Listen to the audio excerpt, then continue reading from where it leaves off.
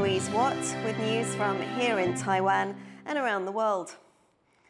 Taiwan's president and the head of the country's de facto US embassy are promoting civil defense training. It's part of a new push to get Taiwanese prepared for the worst case scenarios. A workshop in northern Taiwan simulates the aftermath of a typhoon and a landslide, with many injured people to deal with. The first responders training here are joined by Taiwan's president, Ching-te, showing his previous experience as a doctor.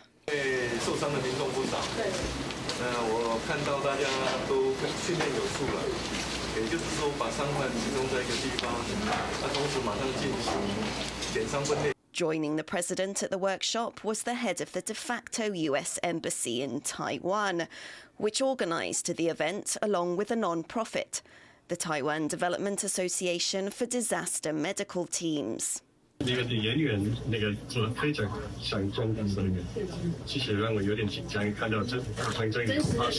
scenario is grounded in reality. Taiwan suffers from typhoons and other natural disasters, and also faces the threat of conflict with China, which vows to one day control the country. Taiwanese have flocked to civil defense training since Ukraine was invaded by its own huge neighbor, Russia. Most workshops in Taiwan are taught by non-profit groups, but Lai wants authorities to help boost Taiwan's civil defense too. 那小朋友的妈妈一直在催促我很痛快一点，血流那么多表示说大家非常入戏非常入戏，就完全不是随便应付而已。 Taiwan's president says that his hope is for everyone to be able to protect themselves and their communities, thus making Taiwan more resilient in the face of any future disasters. Justin Wu and Louise for TaiwanPlus. Speaking in Canada, Taiwan's former president, Tsai Ing-wen, says her country has ramped up investment in its self-defense. Taiwan, for example, has continued to increase defense investment over the past 8 years. Our defense budget has risen by over 80%, at a rate of nearly 8% each year. I want to emphasize that this is well above our average GDP growth of 3.74% over this period, which is 2018 to 2016 to 2023. Tsai was speaking at the Halifax International Security Forum in Nova Scotia, where she accepted the 2020 John McCain Prize for Leadership.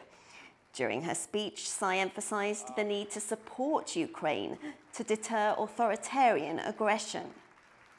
Therefore, effective deterrence against authoritarian expansionism is fundamental to safeguarding our democracies and maintaining international order. That is why our continued support for Ukraine remains imperative, as a Ukrainian victory will serve as the most effective deterrence against future aggression. Tsai was Taiwan's president from 2016 until 2024. People have come together in Taipei for a candlelit vigil to remember children killed and injured in armed conflicts in Gaza and Lebanon. The event, held in honor of World Children's Day, hopes to shine a light on the war's toll on civilians. Chris Goran reports.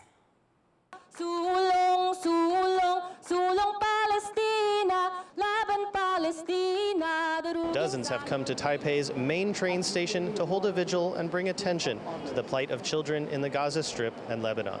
To mark World Children's Day, celebrated earlier this week, people here say children and other civilians in those areas are caught in the middle of fighting between Israel and militant groups Hamas and Hezbollah. A recent report by the UN Human Rights Office says that as many as 70% of those killed in the war in Gaza are women and children, numbers disputed by Israel. Participants wrote down the names of the children killed in the conflicts and read aloud stories about them. Ibrahim was injured and received no treatment.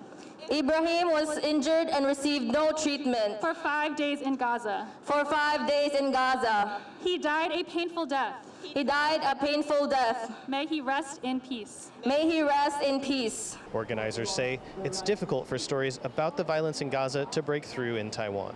I think in Taiwan, there's a tendency for it to just puppet mainstream media, especially Western news, and it does not reflect the reality of the world. As Israel's attacks in the region press on, those here are calling on the world to prioritize the safety of children in war. Patrick Chun and Chris Gorin for TaiwanPlus.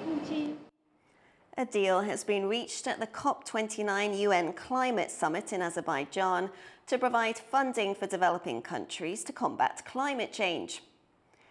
The agreement will give developing countries $1.3 trillion every year, but many participants say they're not satisfied with the outcome, which will see less than a quarter of that come directly from developed nations as grants and loans.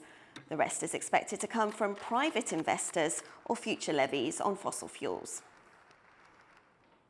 The CEO of NVIDIA, the world's most valuable company, says he expects global tech cooperation to continue in the coming years. Open science and global cooperation across math and science has been around for a very long time, and it is the foundation of social advancement and scientific advancement. It's going to continue. Huang also told the audience at the Hong Kong University of Science and Technology that the age of AI has started. His remarks come as policymakers worldwide are closely watching how US President-elect Donald Trump will approach AI and his country's relationship with China. Trump has threatened sweeping tariffs on imports, which would affect many products behind the AI revolution. Films about COVID-19 and a gay romance have won big at Taiwan's Golden Horse Awards, which celebrate the Chinese-speaking world's best cinema. Wesley Lewis reports on this year's ceremony. A star-studded evening at this year's Golden Horse Awards in Taipei. Snatching the night's top prize for Best Film was Chinese docudrama, An Unfinished Film. Screenwriter Ma Yingli expressed gratitude as she accepted the award. 非常很复杂的感觉，就是也没想到，也似乎也对，就是很高兴，因为这个作品真的是不是说导演或者是仅仅几个主演主创的作品，这个作品真的是我们感觉是大家一起的，而且是一个一起嗨、一起玩。 An Unfinished Film tells the story of a crew navigating how to successfully shoot a movie during the COVID-19 pandemic. Ma says they started this project even before the onset of the pandemic lockdowns, and that it had evolved over time. 我们俩疫情期间被关在就被 lockdown 在一个乡下，然后我们就开始说把以前的一些东西开始来编故事。 Hong Kong actress Chung Set-ying also won big this year, taking home the Best Actress award for her portrayal of a deaf girl in the film The Way We Walk. And black and white film Bellamy took home multiple awards including Best Actor, Best Cinematography, and Best Editing. Produced in France, the film is a satire centered around China's gay and lesbian communities. Among the ceremony's celebrity attendees were Oscar-winning American actor Ke Huy Quan. On the red carpet, he said he was glad to have been invited back to the awards after many years. 好开心哦，因为你知道我第一次来参加金马奖就是1985年，and you know 我妈妈那时候是陪我来的，因为我是一个小孩，我等了将近40年，才终于等到金马奖再邀请我来参加and you know 我真的很开心。 In its 61st year, the Golden Horse Awards continues to be one of Asia's most prestigious film awards. Although the awards were boycotted for several years by Chinese filmmakers over comments made by one award winner in 2018 supporting Taiwan independence, films by Chinese filmmakers have now won the top prize 2 years in a row. Widely considered the Oscars for the Chinese-speaking world, the Golden Horse Awards continue to recognize excellence in Chinese language cinema. Ryan Wu and Wesley Lewis for TaiwanPlus. Japan's national baseball team has defeated Taiwan 9-6 in the WBSC Premier 12 Super Round.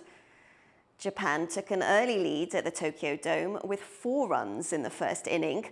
Taiwan, playing as Chinese Taipei, narrowed the gap to 1 run by the 5th inning, but couldn't overtake the home team. The victory marked Japan's 27th consecutive international win and solidified their #1 ranking. Japan will face Taiwan again in the championship final on Sunday night. Many Hanoi residents are nursing hangovers today after an annual beer festival in the city. Thousands of beer lovers piled into a stadium in Vietnam's capital for the Hanoi Beer Festival 2024 on Saturday. The event celebrates the country's growing beer culture. Vietnam is home to a thriving craft market and traditionally produces beer hoi.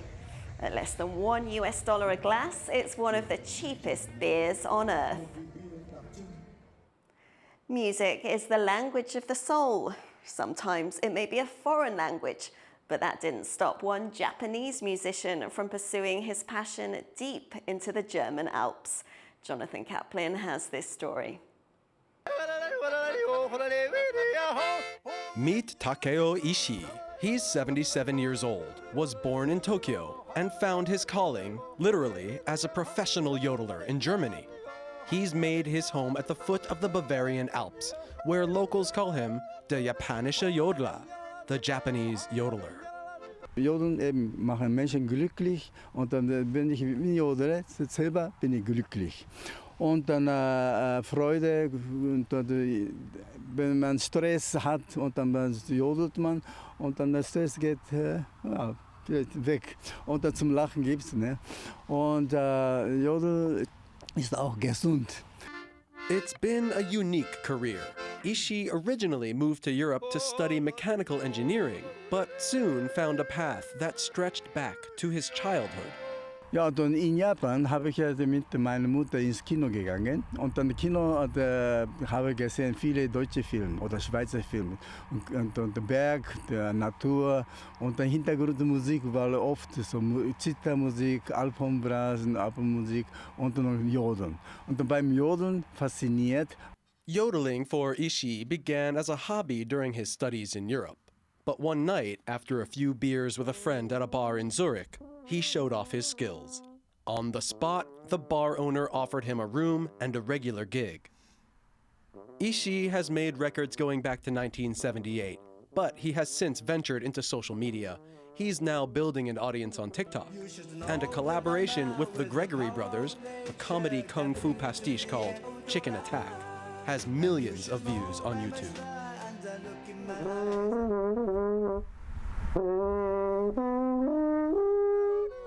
Ishii sees a bright future for yodeling. Ich habe gedacht, der Jodeln kann man auch modernisieren, wie modern. Das ist auch die Jodeltechnik wirklich beherrscht. Dann kann man alle Richtungen zum Jodeln daran mischen. Und zum Beispiel mit Heavy Metal so, und so irgendwie.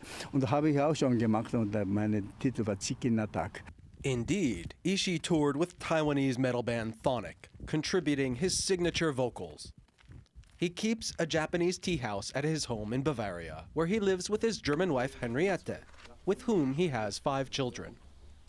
Ishii's been yodeling for over 50 years, and he has no plans to stop.